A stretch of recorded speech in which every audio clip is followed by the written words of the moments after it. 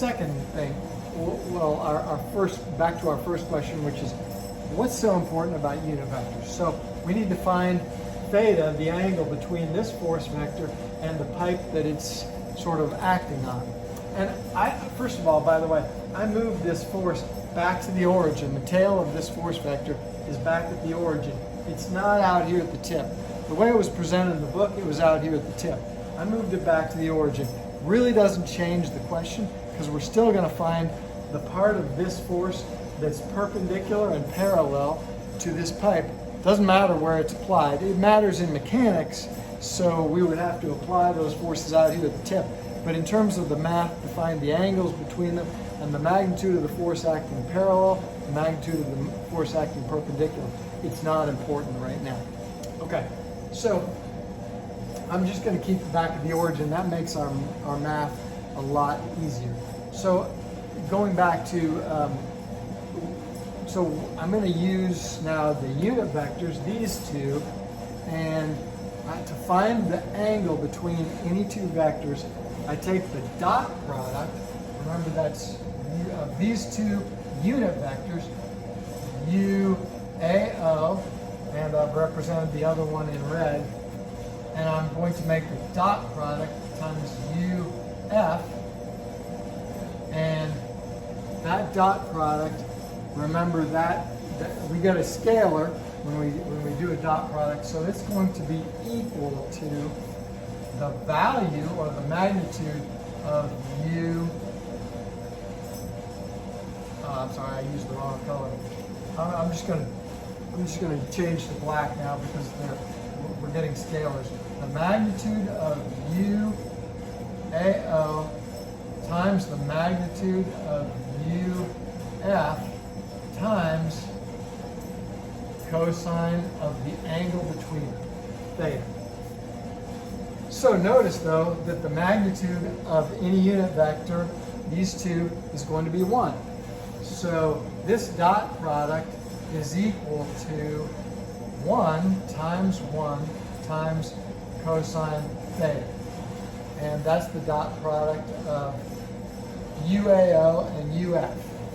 So you can see I can find theta if I know these two unit vectors. So that's our first most important use of unit vectors with 3D vector math, is that I can find the angle between any two oblique vectors going in any direction if I know the unit vectors, which I can find by either their position vector or the angles and the magnitude. The angles with the x, y, and z axis and their magnitude. I could also find the unit vector from the alpha, beta, and gamma angles. So any of those ways I can find the unit vectors, and then I take the dot product. Now remember, a dot product of any two vectors is, if I have the x and y and z components, it's the x component of the first times the x component of the second, plus the x component of the first, and plus the y component of the first, times the y component of the second, plus the z component of the first times the z component of the second.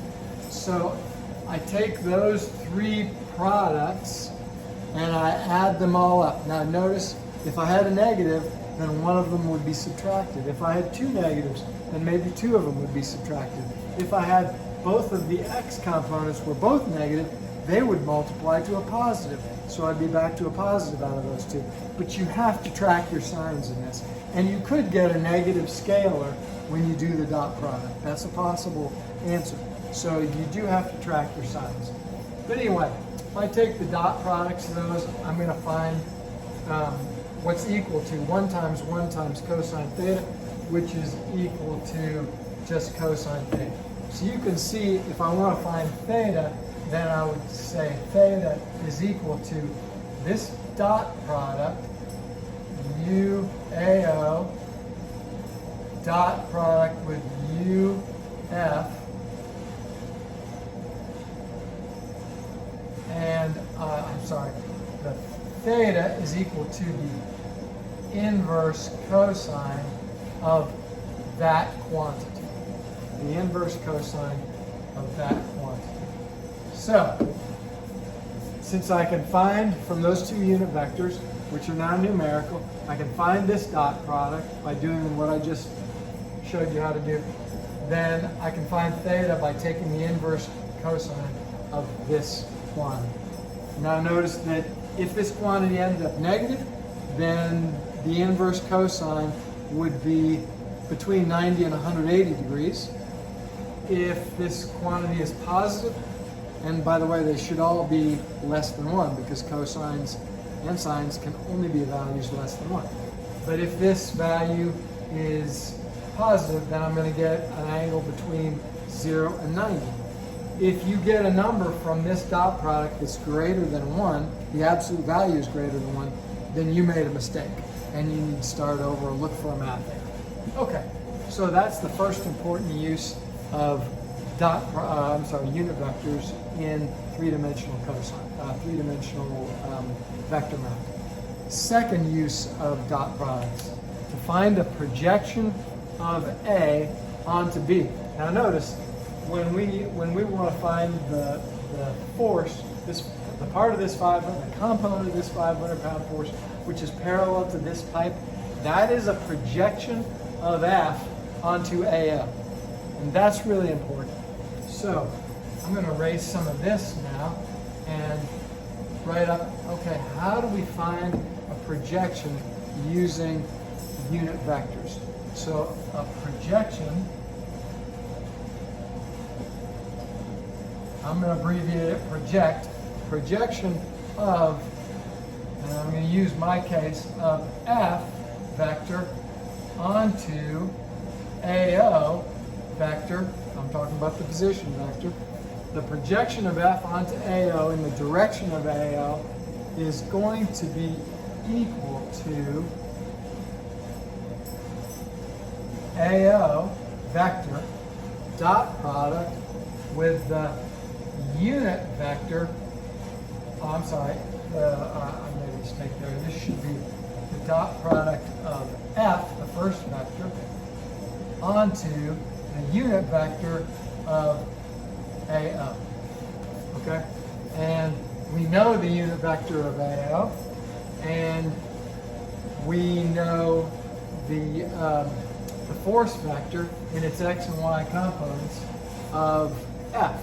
So we can take the dot product of those two things, and that will equal the projection of F onto AO, which I'm just going to call the absolute value of